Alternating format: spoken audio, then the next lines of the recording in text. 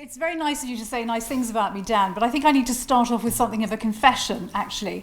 Because people say, don't they, that you politicians, you're all the same, you tell a pack of lies, you don't believe anything, and you always get it wrong. And I think, no, we're not like that. You know, most of us go into it for the right reasons and we want to do the right thing. But I have to admit, I think I told a pack of lies during the election campaign because I genuinely didn't believe we were going to get this referendum.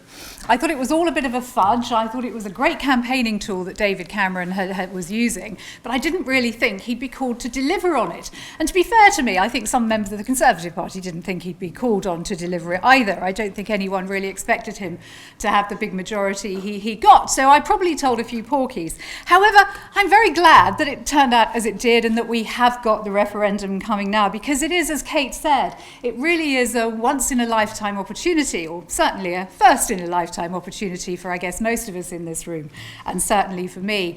My last memory of the 1975 referendum, and I can just about remember it, although I was tiny, of course, was going with my mother to vote. And I'm very glad to say she voted to come out. She didn't vote to stay in, and of course she got that absolutely right. It was great to hear Kate talk about the reasons on the left of politics for leaving. Of course, in UKIP, we talk about leaving the EU all of the time, and sometimes people say we talk about very little else. So it's interesting that Kate's perspective is that this is something new for the Labour Party. Clearly, it's not something new for UKIP. It's something we've been talking about for the last 22 years, and of course, coming now, it is perhaps to fruition in this great opportunity we have for the referendum, which we have to win. We really have to win this. To misquote Dr. Spock, if we don't win it, it'll be life, folks, but not as we know it. I think it's bad enough now being in the European Union. Democracy is a great big issue for most of us, and it certainly is for me. You know, I strongly believe that the people who have power over us, the people who govern us, should be the people that we vote for, and the people that we should be able to vote out if they don't do the job that we put them into office to do. But of course, you've got the Eurocrats in Brussels, on the gravy train, who look to big companies when they want advice, and they don't look to the people of the nations of the European Union. And I want to claim that back. I think it's very important that we make sure that our Parliament in Westminster is the Parliament that's accountable to the people again. How much it costs to be in this club that we really don't need to be a member of. Our gross payments, £350 million every week. We could open, build, staff a brand new hospital for that money.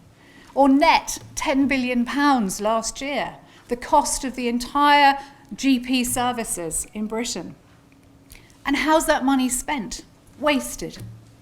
£140 million a year shuttling the Parliament from Brussels to Strasbourg every month to vote. You know, embassies all around the world, more than 30 diplomats in Mozambique, another 40 in Barbados, all those offices to furnish. The EU itself has admitted that it loses millions and millions to fraud. All that money that we could spend so much better here at home. And the interference. Well, I'm sure I don't need to tell you about that.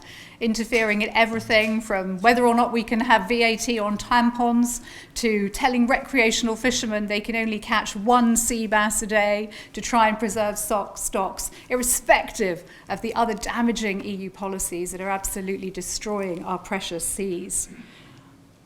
Housework. Just a couple of weeks ago, the EU told us that men in our lives had to do more housework.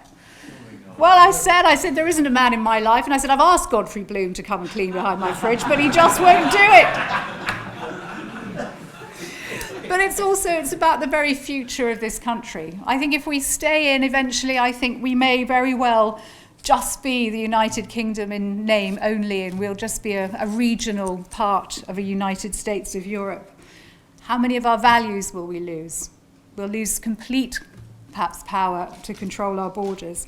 We may even lose our currency. Yes, they say not, but you read the Five Presidents' report and it makes us feel very isolated as a non-Eurozone country.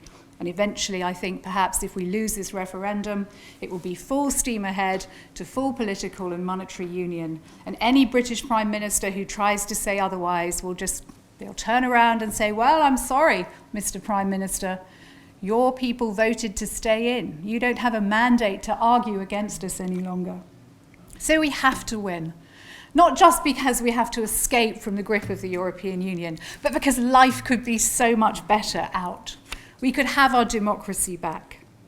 We could have the ability to become a global trading nation, negotiating our own trade deals again. We can keep our name, keep our sovereignty, keep our currency, keep our border controls, keep Great Britain and the United Kingdom. So, we have to start now. I know we don't know what the date is, but never waste a day. Carpe diem. Whoever you are, wherever you are, whatever you can do, let's help win it together. This has got to be, I think, one of the biggest social and political movements that this country has ever seen, because it is the future of our very nation at stake. I think we are fighting for our survival. So get involved, make it big, and we can win this. So talk about it to your friends. Explode those myths when they come up. The myths on trade, the myth that we won't be able to trade if we're not a member of the European Union. Well, isn't it funny how the European Union can trade with India, with Japan, with Brazil, with China? Are they in the EU? It's very simple to explode myths like that. The myths about jobs. You'll lose 3 million jobs if we leave. No, jobs depend on trade, not on political union. Kate's already mentioned workers' rights, human rights. They're not going to disappear if we leave a club that wants to dictate to us on these issues. We might even be able to make them better. And you look at some of the great issues, like equal pay, for instance. We were doing that in Britain long before the European Union was. Animal welfare, we have a much stronger record on that than the European Union. So if you can, get out leafleting, like some of us were doing earlier, not the lazy ones like me. And if you can't get out, stay in, write letters. Put some of the leaflets that are around in your Christmas cards even. Do what you can.